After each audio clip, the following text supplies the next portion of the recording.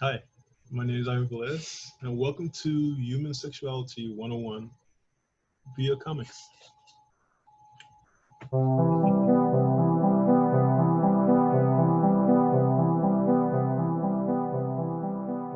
So you're probably wondering, what does human sexuality have to do with comic books? Well, when you think about it, a lot of kids' first exposure to what a boy or girl is supposed to be is through early fairy tales and comic books. All these children's stories that will kind of like hit over the head with, telling us that boys have to be rough and tough and brave, and how girls have to be kind of delicate and girly, a little submissive, love the color pink. A lot of those kind of like ideas about gender and even sexual orientation come from comic books. And believe it or not, a lot of that stuff sticks in our heads until we get old and gray. So let's think about what exactly we are learning from the comic books, what the comic books put out there, and how to create our own characters that maybe are a little fairer in terms of diversity in sexual orientation, gender identity, and just like general fairness.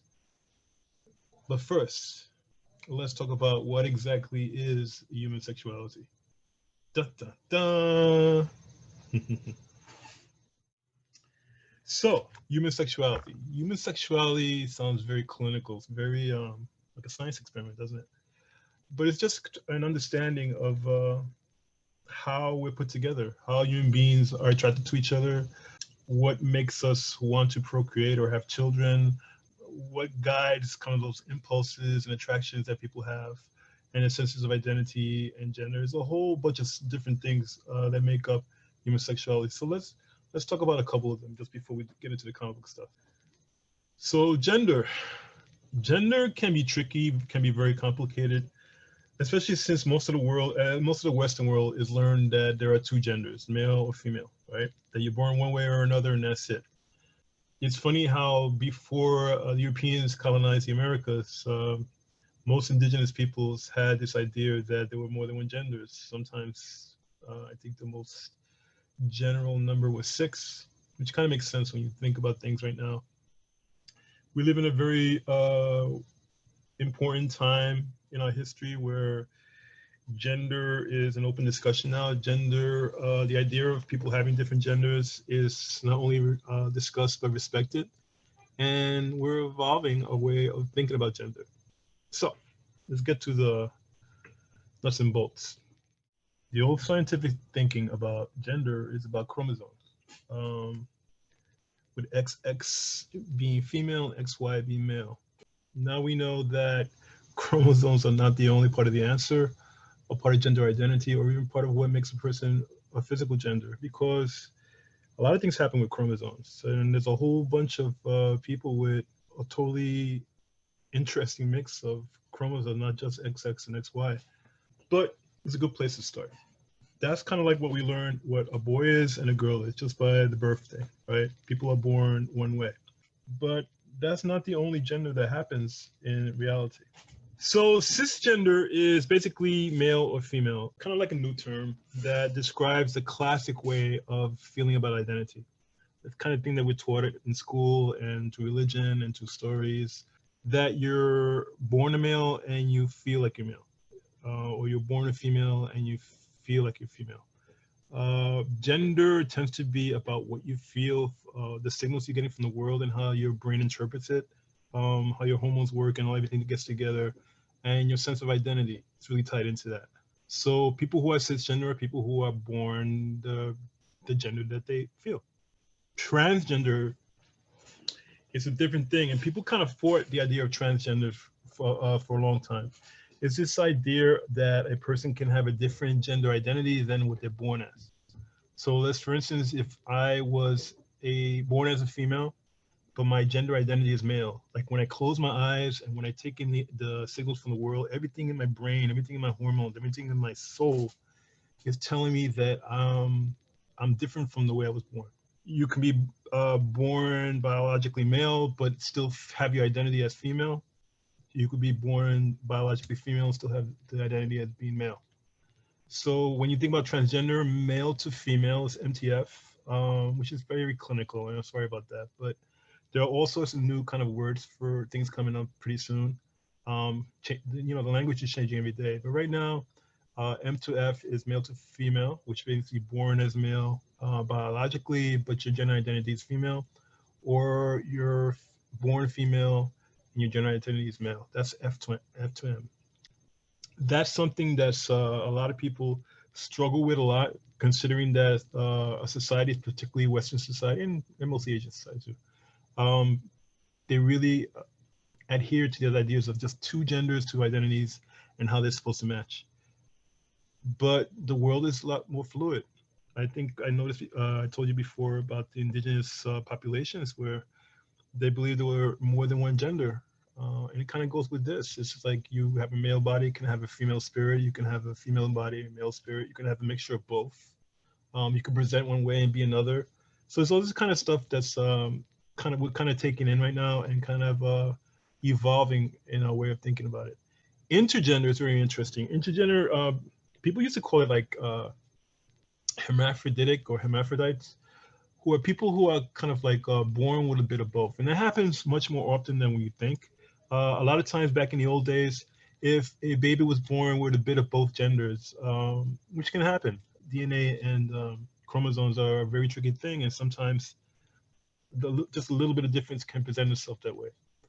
So if, let's say um, you have a bit of both, genitalia, or sometimes they traditionally they used to push you towards female. They'll give you a slight operation, and then kind of like go with that. And a lot of people who were born intergender didn't even know that. They kind of always thought they were females.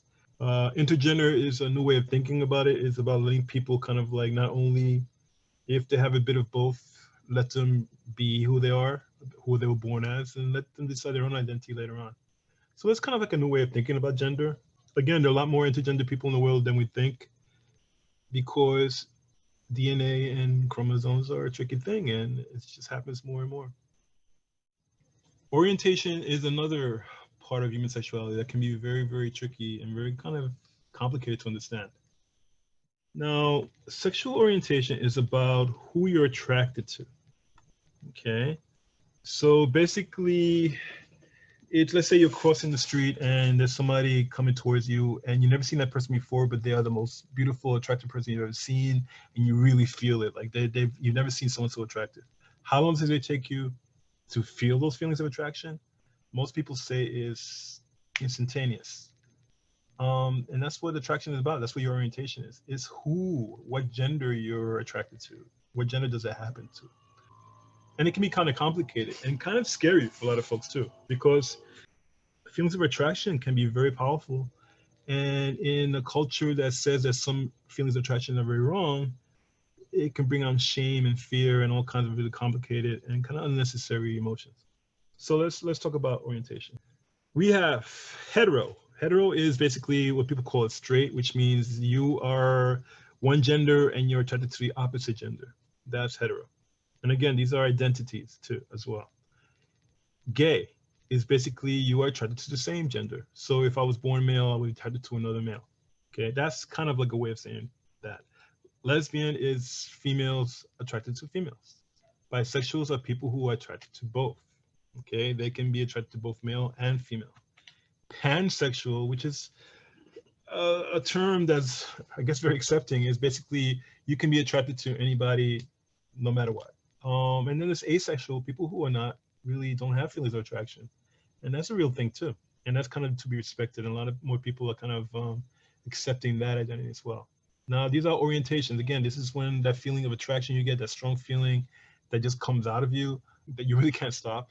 You really can't change. And most people kind of accept right now that your gender feelings of attraction, your orientation, is probably set by the time you're 2 or 3 years old. Okay. Now, people don't know if they're born with certain attractions because there's all these factors that kind of plays. How much of this is learned behavior? How much of this is influence behavior? How much of this is biological behavior? So it's like all these kind of complicated things. But these identities, hetero for straight, gay when you're attracted to males attracted to males, lesbians, females attracted to females, bisexuals, people can attracted to any gender, pansexual, all of the whole spectrum you can be attracted to, or asexual, no, you're attracted to no one. Um, those are real things, the real orientations. And those orientations are reflected in comic books, and we're going to talk about that pretty soon. Now, behavior is a whole other can of worms. Um, for instance, if I was let's say, cisgender male with feelings of heterosexual orientation. Let's say I was a cisgender male attracted to females. Now, if something happens to me where I'm in a situation where there's no other options for females, for instance, prison or like boys' school, some kind of like things like that, where you're for a long time you're just surrounded by the same gender. Well, some people can change their behavior and actually engage in sexual behavior with the same gender.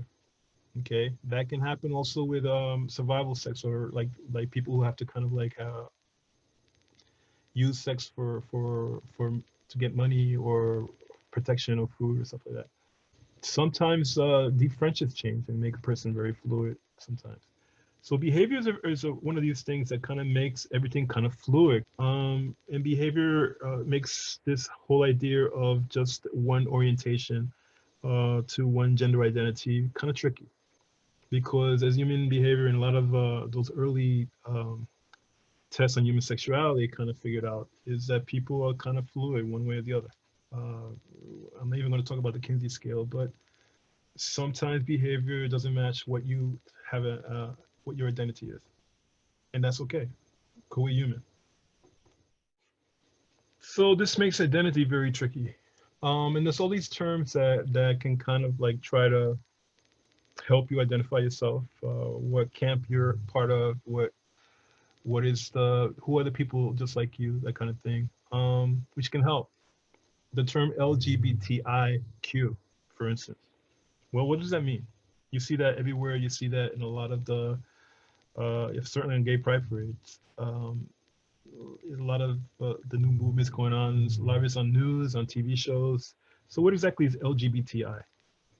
Well, L stands for lesbian, gay stands for gay, right? G. B for bisexual, T is for trans, I is for intergender, and Q is for questioning, because again, the whole idea of people being fluid, um, or not really accepting or not really understanding what identity they really have, or kind of trying figuring things out. Remember, human beings are very, very complicated creatures, and we have complicated gender identities and sexual orientations. So questioning kind of covers that. So that's basically the breakdown of human sexuality right now. Because there are other terms that kind of influence how we think of gender and orientation as well.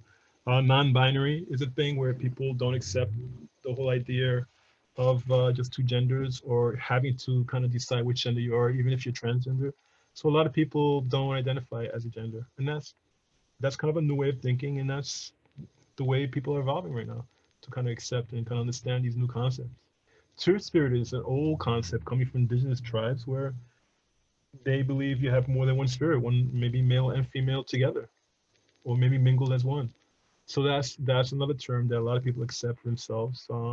I tend to go towards that direction. Two spirit is a very, very kind of beautiful term for that. I think people will be very proud to kind of use it. Gender fluid, people who say, hey, maybe that can change at some time, for whatever reason. So terms are kind of changing, becoming more fluid every day.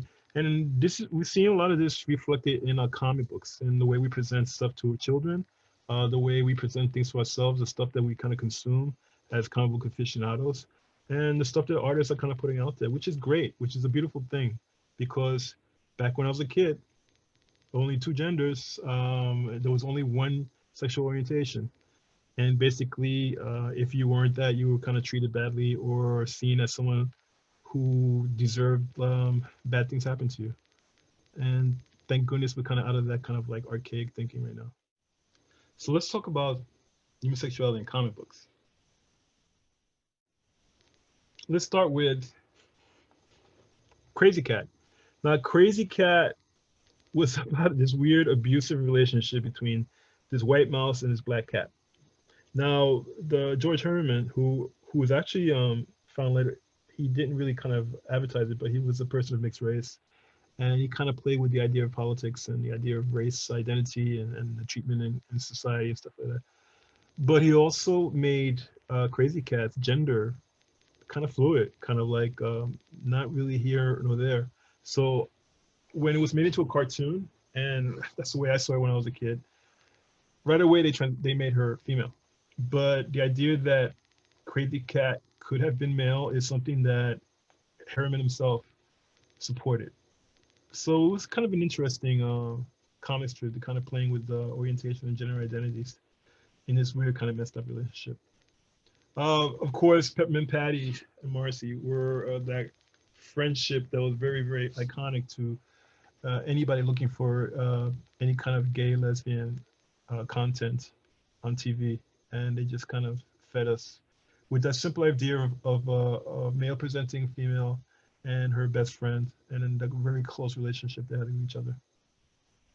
And of course, Better for Worse was a very, very popular strip back in the day, back in, I think, the 80s and 90s.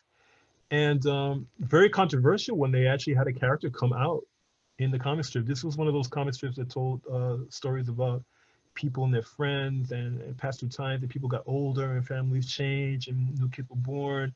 And it was a very kind of like interesting read because you kind of knew these characters. And so when one of the characters actually came out as gay, it became very, very controversial.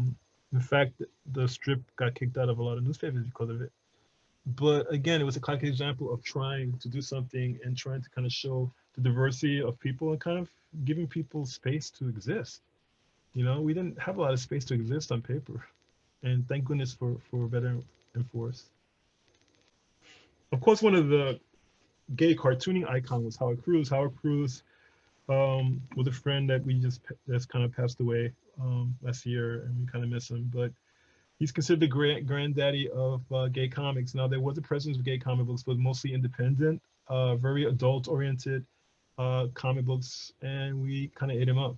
He did this character called Wendell, and he did this wonderful book called A Stuck Rubber Baby about the relationship of a gay man struggling with his identity during the time of the civil rights era in the South, and the kind of parallels between both struggles. And it's just kind of like really interesting and very powerful work. And thank goodness he was there. Gay Comics was there too. A lot of independent comic books were out there kind of exploring with it. But again, a lot of these comic books were not sold in regular places. You couldn't find them in the same place you found Archie or Superman. You had to go to like adult bookstores or like places that were called very progressive bookstores to buy these comic books or mail order them back then, which meant back then you had to write a check, put it in the post office, and get it mailed, and hopefully they return it to you, a copy. Fun Home was something that kind of broke ground. Elsie McDowell was she still is a very cool cartoonist. I was lucky to know back in the 90s and the 80s. Where I used to run around with a group of gay cartoonists. I was one of them as well. And she kind of broke ground with Fun Home. She did an autobiographical book. It got turned into a musical later on, and it just hit the New York Times bestseller and just went everywhere. And thank goodness for this work, because it really helped a lot of people, because representation kind of opens people's eyes about the reality of the world and how diverse people are, and it gives, again, a space for people to exist on paper. Love and Rockets was a beautiful comic book. It still is, done by the Hernandez brothers. Love and Rockets is a beautiful comic book that was done since the 80s by the Hernandez brothers, those brothers Hernandez. They actually play with fluid sexuality. The two central characters, Maggie and Hopi, were teenage girls, teenage Latina girls in California, and how they just really loved each other so much. And Maggie, whose sexuality was very fluid, and Hopi, who actually was identified to herself as lesbian. And this magical, wonderful, very creative, very like time spanning, because the characters aged as well, really show people how to do it right, how to kind of show sexuality and gender identity as just part of the story, about part of a character's makeup, and how to make it like seem real and true. Of course, all these guys influenced My Tales of the Closet, which was one of the first interventions for gay youth back in the day, back in the mid 80s. That was a time when AIDS was coming out, and a lot of people kind of mixing, kind of marrying together the idea of gay men with AIDS, and the whole kind of thing where this disease was killing so many people back in the day. I mean, I lost so many friends. And what was the response to it? What could we do to kind of educate people and kind of help save lives? And the idea that gay teenagers had a sexuality, that they had an orientation was new back then because people thought gay teenagers were corrupted or seduced into it, that they didn't really have a sexual orientation. But again, most people's orientations are kind of set by 2 or 3 years old. So the idea that children and teenagers have a sexual orientation was something so brand new back then. And when I wrote this comic book to kind of help educate folks and kind of teach them, this comic book kind of like got really successful and people kind of really paid attention to it. And I'm very happy about that. And it's about these kids in a high school in Queens and how they were all in the closet. They all didn't want people to understand. They had these feelings coming out, especially when you're a teenager, when all the hormones kick in. And they felt isolated and scared, and how they struggled with their own feelings, and how they were lucky enough to find each other and have friendship and a community and discussions and all that kind of stuff, and share each other's like journey. So that was Tales of the Closet back then. And I was very proud to kind of put that out there. And of course, the mainstream comic book started following suit when all this attention, particularly after the AIDS era, I mean, during the AIDS era. So even the comic books, even mainstream, DC and Marvel Comics, who were not known for groundbreaking material like this, but they started introducing gay characters, positive gay characters, not just, and actually characters who kind of like became recurring characters, not just like that after school special. Oh, my best friend is gay and he got beat up in school, and how can I understand that? And how can I help him later on? Um, it became something kind of very interesting where these gay characters started popping up and started being written pretty well, almost pretty well. Extraño was part of Global Guardians, Latino superhero. Extraño was like a gay auntie, which they exist, and I'm kind of mixed feelings about him because he was very effeminate and very kind of like the stereotype of what a gay person is. But if it wasn't for those gay folks, very very effeminate gay folks, and even drag queens who kind of like fought against the police during Stonewall, we wouldn't even have a gay rights. We wouldn't even be able to get married if it wasn't for them. So I think that this character is lovely and kind of interesting the way it was created. I just wish it was more balanced so that we don't have just like the extreme of one way or the stereotype of one way to the other extreme. I wish it was more a blend and more kind of mixture of the types of gay folks that are out there, because there's so many different types. Just as many types of human beings, there's many types of gay and lesbian folks. And of course, in the 90s, I was very, very lucky to join with Milestone Media, a comic book company who was very invested in creating characters of color. And when they brought me on, because they saw Tale of the Closet and they kind of liked my work, they asked me to do a team book. And they made it clear that they wanted characters who were diverse, of different colors, of different shades, which we don't even talk about a lot of times, different types of Latino, different types of Asian. And they wanted to talk about gender identity and sexual orientation as well. And as a result, in Blood Syndicate, I was allowed to have Fade be gay and Masquerade be the first female to male transgender character in comics history. We actually broke a lot of ground back in the 90s, and I hope people kind of understand that when they see all these new gay characters now and all these very diverse characters. We even have the transgender character headliner on miniseries. I just hope they understand how much ground we broke back then when you see all these new characters today. Even Green Lantern, who was the original Green Lantern from the 40s, they kind of changed him a bit. They kind of rewrote him and rebooted him as a gay character. And Kevin, as part of Archie Comics, Kevin Comics became very popular. He's actually become a gay icon as well. Now, of course, these characters are showing up everywhere. DC Comics, people are doing independent superhero stuff, bringing gay characters to the front, which is a beautiful thing. America Chavez and Marvel. And the fact that characters can even get married together is revolutionary, not only in society, but in comics as well. Even the films, all these superhero films are playing with fluid gender representation and sexuality and orientation. Now let's kind of play with that kind of diversity in creating our characters. Now superheroes are always kind of fun. to draw when you, especially when you're drawing LGBTI characters, right? So let's say LGBTI characters can be any shape or form. So let's play with body types.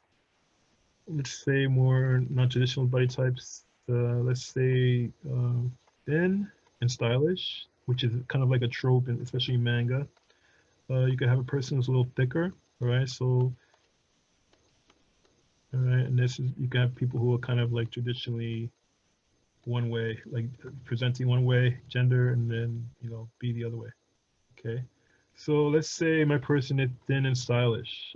Again, you can do this and have a lot of fun with the character, but you don't have to be. Don't try to stay away from stereotypes.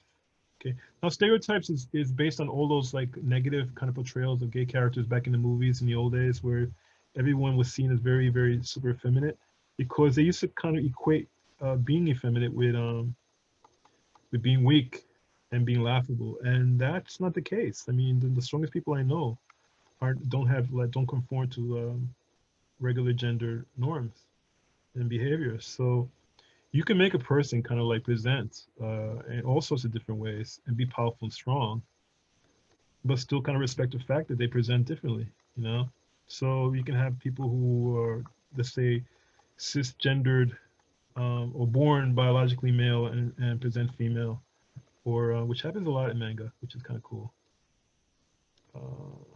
What Demon Slayer is happening a bit. Which kind of plays with it because you could play with any type of character and make any kind of gender you want. So you could even make facial hair as part of the makeup, which is kind of cool.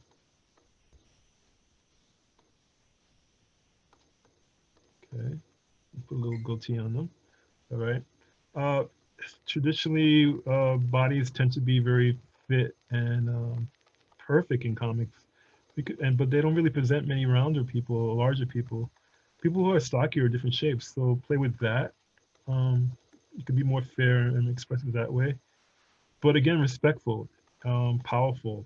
If you're going for power, or if you're going for smart, just make them kind of like worthy of your pencil and kind of against those stereotypes, those negative stereotypes that we have. Like Edit Candy and Wonder Woman tends to be very silly sometimes. Not during the '80s with George Perez's run, but a lot of the comic book kind of show her as weak and kind of silly just because she was kind of round, which is kind of sad. They equate roundness with being kind of like immature or not well. So let's say if you make a superhero, she could still be very powerful. There was a character I like called Bouncing Boy in the Legion of Superheroes. When I think about it, it's kind of an unfortunate name. But that's with his power. He turned into a ball and he bounced, which is okay. Um, Again, making characters who don't identify as male or female is kind of tricky. So playing with a mix of traditional gender roles can be interesting as well. It's totally up to you to have your character identify the way that you want them to. But once they identify, they should kind of stick. They don't have these stories where lesbian characters fall in love with a guy. You don't have to do that. They don't really. That's kind of playing with the whole idea of, oh, they have to find the right gender. I mean, the right person to kind of make them change. People don't really change much. Behavior changes, but once gender orientation is set, doesn't really change much. Okay, so playing with idea of different gender identities, even like the traditional, like muscular. Remember that? Oops. Let me do that. So even stuff that's really traditional and like in comic books, a lot of muscles equate power in comic books, right? So if you're gonna go that way, and Marvel Comics always does that way. All the characters, like America Chavez and his characters, are very powerful looking, very kind of like muscular and strong. You can play with that, play with the strength. A lot of people who are different sexual orientation, they can be gay and present very masculine, or be lesbian and present very feminine. Again, gender identity and orientation are two different tracks, and depending on You know, a lot of factors are in it: how you were raised, what you feel comfortable as, and your identity. You know, kind of changes the game. That's why you have so many gay men go to the gym, I guess, to kind of because gender identity is very strong. Okay, so you can play with this. Let's say, I'm gonna move his head over because this could be a gay man. Okay, let's give him a mask.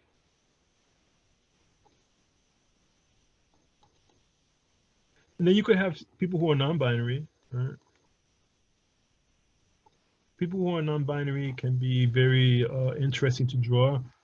And remember, the non-binary is their acceptance of themselves as outside of gender. The gender is not a big issue, right? So even though you think you can identify the person as a gender, they don't accept that. They accept that they're outside of gender, and that's something to really be respected. So you can play with that. You can make them any shape you want, and it's all about their writing and how you present it, how they dress. Um,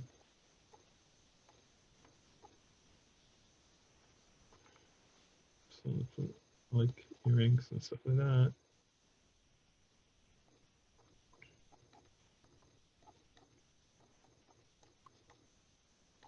I like a lot of ball characters lately.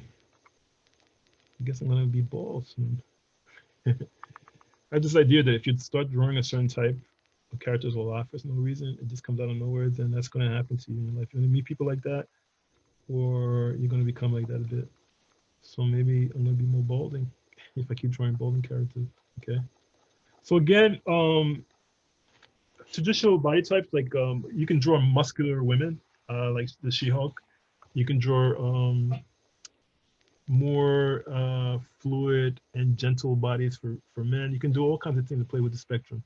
Don't make the try to not to do stereotypes. Um, Again, try not to make gay men or queer characters very weak and breakable and laughable. Um, you could, by the way, you can make villains as much as you want, but make sure the villainy is about the villainy, not about the sexual orientation or gender identity. Okay. Now, LGBTI manga.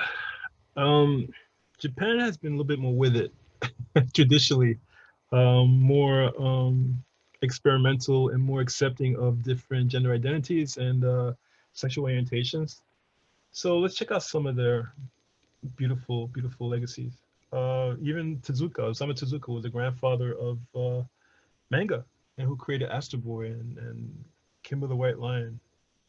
Created these characters who were gender fluid as well, who would be Princess by day and the Fighting Prince at night. Rumiko Takahashi's Ranma One Half was a very fun and very successful comic during the 80s where basically a tough boy would get wet and turn into a tough girl. Um, this very magical, very silly, very romantic kind of story that went on for a very long time. And we just kind of enjoyed to kind of like read this whole idea of gender being fun um, came into being with this comic book. Sailor Moon was iconic for all sorts of different reasons. Very campy for gay men, and we'll talk about camp later. But also the idea of two of the sailors actually can fall in love. Sailor Uranus and Sailor Neptune actually became a couple, which was kind of like kind of erased when it was kind of put into American TV. It was re-edited and redubbed, and they became cousins. But in traditional Japanese manga and comics, they were a very strong couple, and they still are today. And of course, the lovely and beautiful Utena, uh, which is this wonderful manga and anime series where Revolutionary Girl Utena was basically royalty who fought crime and fought for the safety of the kingdom as a male, would dress as a male and fight there. And the love story between these two characters was very beautiful, very poignant, and very kind of like progressive for any time. Then you have stuff like Berserk, which kind of plays with the idea of masculinity, and although some of it is very violent and some of it actually a bit perverse, as some manga can be, is really meant for older readers. Uh, there's no doubt that the relationship between Guts and the leader of the Hawks is not only very homosexual but very deep and very classic and iconic as well. Then you have stuff that's basically shonen ai.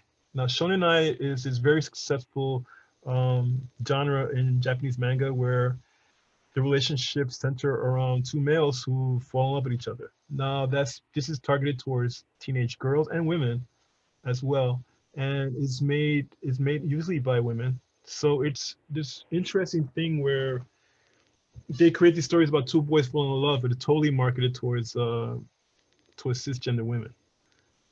As campy as it is and kind of like beautifully done, sometimes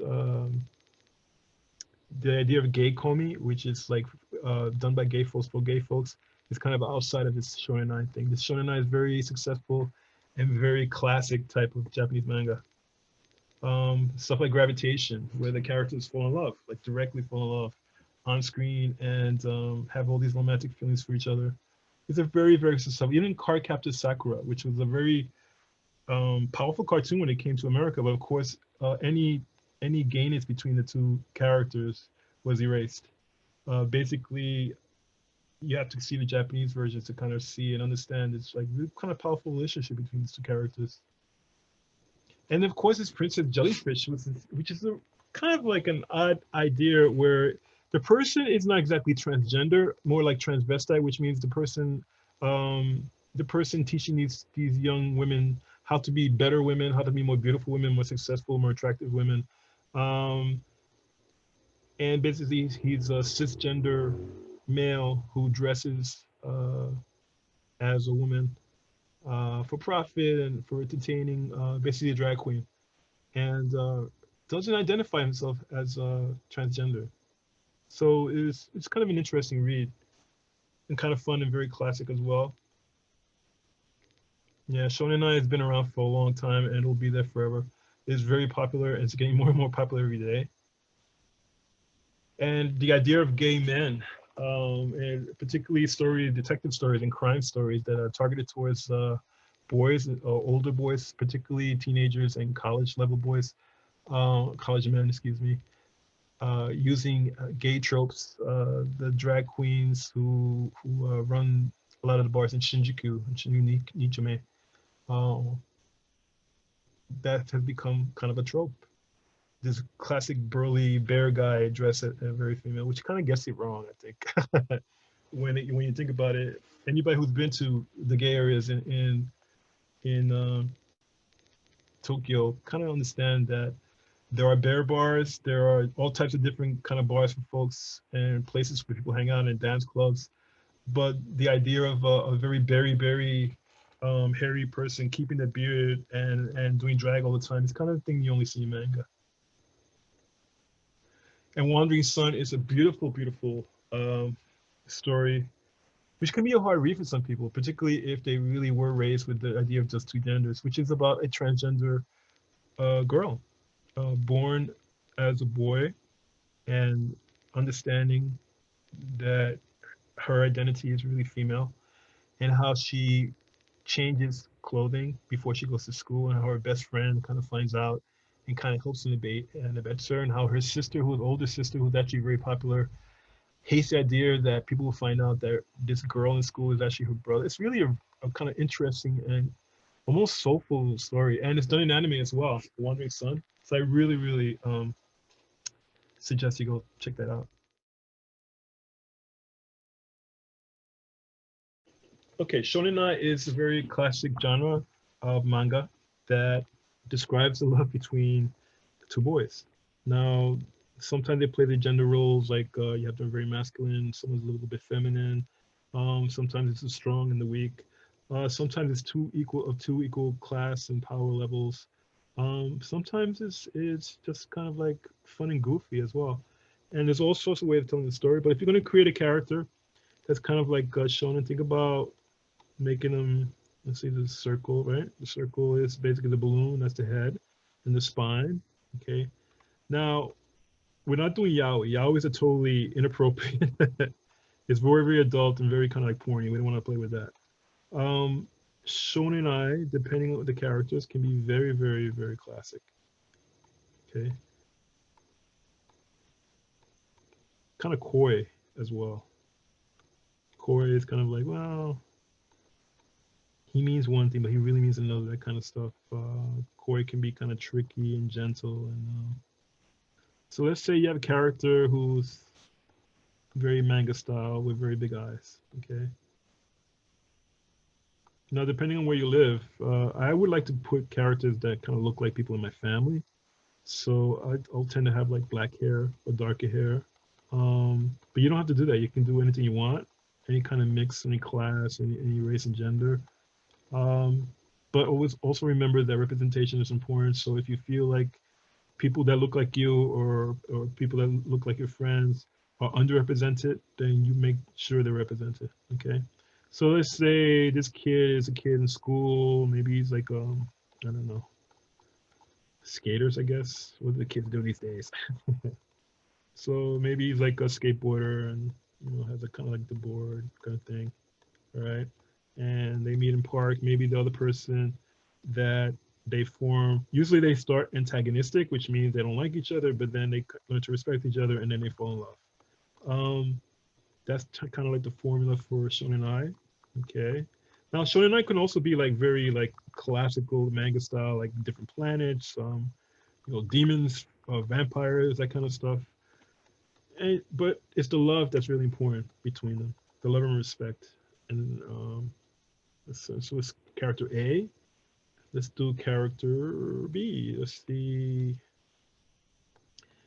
I'll go with the classic kind of like opposite attract kind of thing, where maybe he's basically a I don't know skateboarder, kind of like nonconformist, kind of plays maybe plays hooky a lot.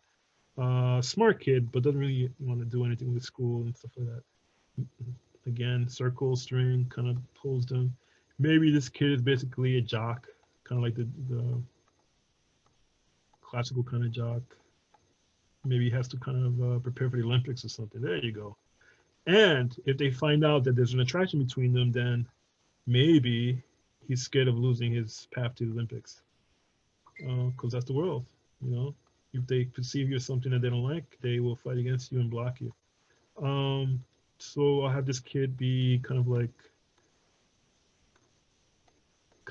rough and tough on the outside, and really kind of learn to care about the skateboarder. What do they have in common? Okay, so let's go like this. Let's give him. Okay,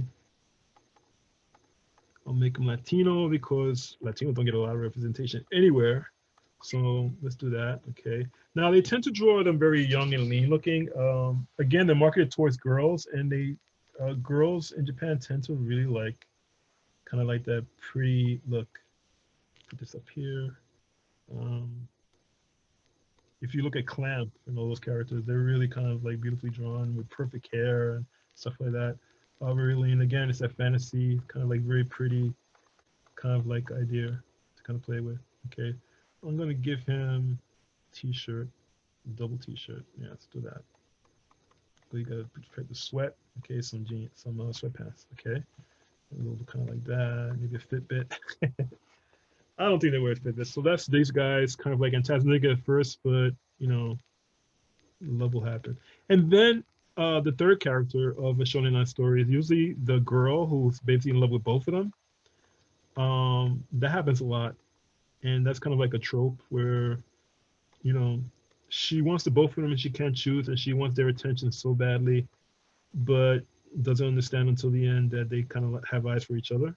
A lot of times the girl kind of like be very angry and upset, but a lot of times the girl also kind of becomes their best friend, both of them, and kind of starts to celebrate and kind of encourage the love between the two characters. So that's kind of a cool thing. So what do I have for her? I'll have her have. Let me see. I'm gonna give a hat on her. Give her like a lot of hair. Kind of messy hair. Okay. I'll make her traditional schoolgirl. Okay. So again, making your characters kind of fit into that situation. School situations are really the classic kind of like shonen type of thing. But if you want to, you can play with anything. You can make them. Let's do kind of like a monster situation where the beautiful vampire is, right? Now, of course, physical interaction between the characters is limited to your imagination. So try to be real about it. Try to, people holding hands or hugging, be sparse with it because they're in shonen is traditionally kind of sparse. But when they do it, it's very classically drawn. So you have like the hair perfect in this, like the wind blowing and the cape is blowing and that kind of stuff. And that can be very, very pretty to look at. And it's part of the story. Okay, so if you think about that, let's say my vampire, they're kind of frilly, right?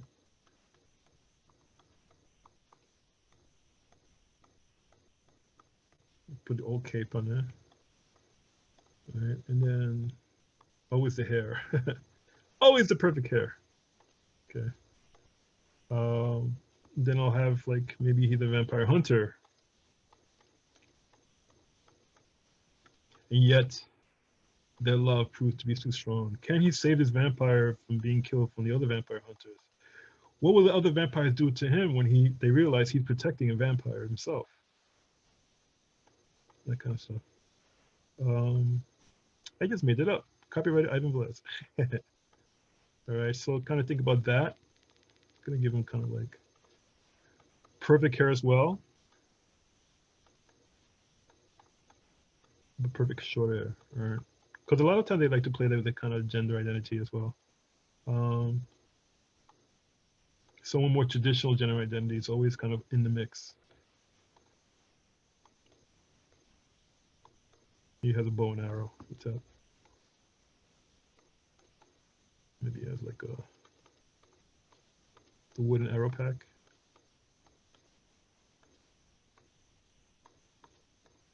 Does he carry a stake?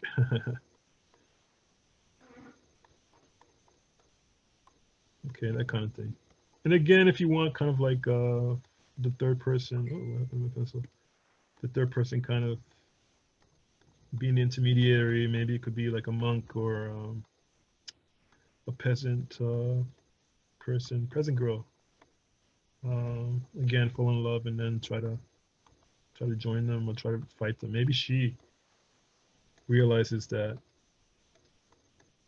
this love, this forbidden love that maybe her brother has that forbidden love with a vampire. She must stop it, or else her brother will be hurt, or worse, become a vampire. You know, yeah, what can he do to convince her that he only wants his good? You know, he's only looking out for his welfare to protect him, that kind of stuff. All right. Anyway, so this is kind of like a shonen ai kind of thing. You can go like traditional uh, school story if you like. Control T. All right.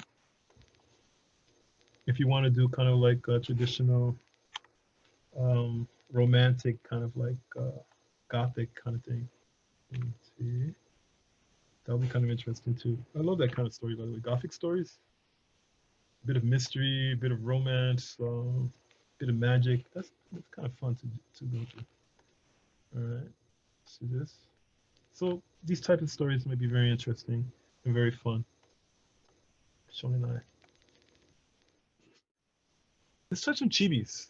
Chibis are these cute characters who are very round, small heads. Now, again, chibis are very young looking, so very big head, kind of like the body, arms and legs. That's the basic type of chibi. Okay.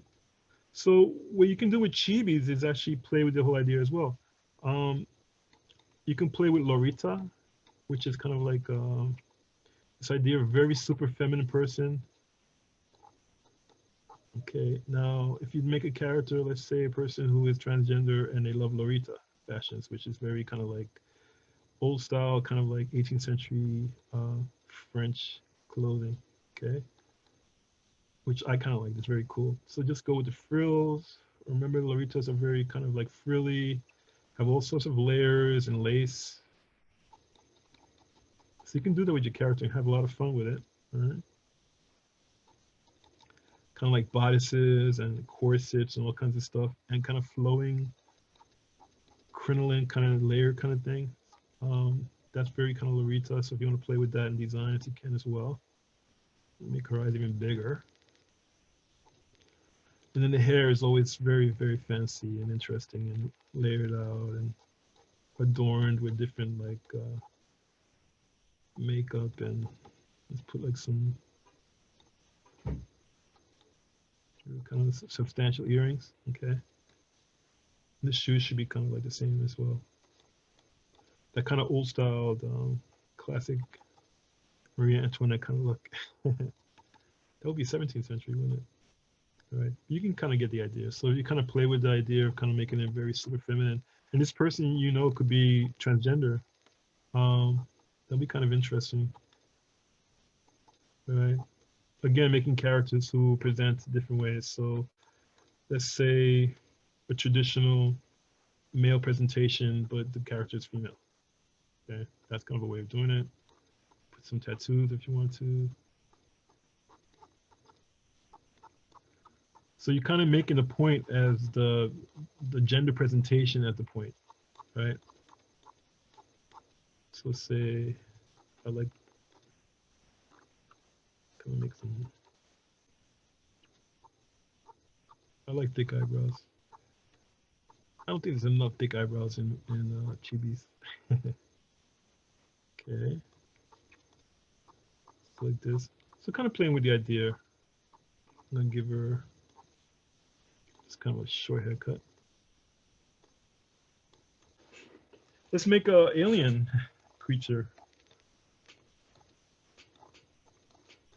who presents in a certain way.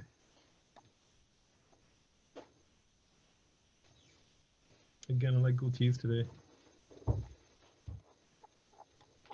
Kind of like him in the Powerpuff Girls.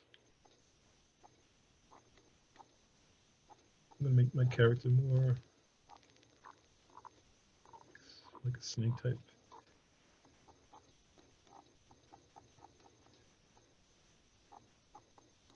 I kind of play with the ideas. Again, tattoos. I love tattoos today.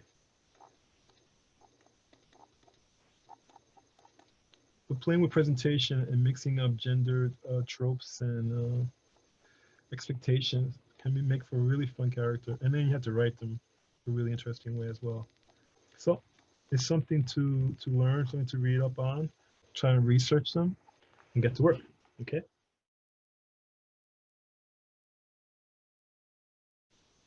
So there are so many ways to approach making comic books that are LGBTI friendly, characters that are more diverse, more respectful of people's differences and different orientations and gender identities.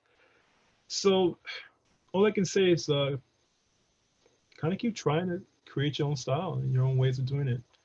Uh, right now, it's very important for people to see themselves reflected on paper. That's something that I was missing when I was a child, and not only because there were no Latino characters of color or other characters of color represented in my superheroes and fairy tale stories when I was a child, but also no gay characters as well. I didn't know how to be gay when I was a kid. I thought it was something shameful and something to be hidden, something horrifying, a mistake that was made in my DNA or my brain. I thought I was broken. And it wasn't until I started doing my own comic books and kind of researching and understanding that being a person who's of a different orientation or a different gender identity is just who you are. It's like the color of your hair. It's just like the color of your skin. It's like about your physical makeup, your spiritual makeup, your mental makeup. It's just who you are. And it's nothing to be ashamed of. So get out there, create your own LGBTI characters, create your characters of different diversities, play with the relationships between people, friendships. Remember, not everything has to be about sex. Friendships, families, how people treat each other, good ways to treat each other, respect, validation. You know, get out there, not only create your own characters, but support the stuff you think is really doing it well. Because remember, human sexuality is just another part of comics. See you guys next time. Let's start drawing.